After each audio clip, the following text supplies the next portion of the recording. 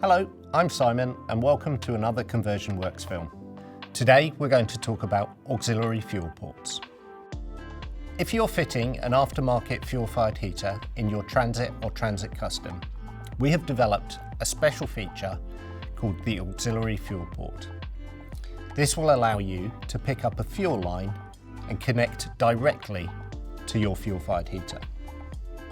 The beauty of this is that you as the converter no longer have to drop the tank, drain the tank, drill the tank, and do all that nasty work with diesel.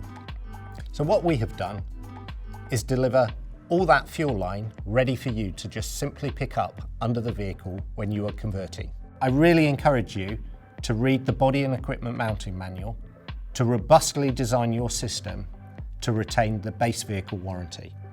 For this and any other questions, please contact my team at the address below. This has been another Conversion Works film. I'm Simon, and see you soon.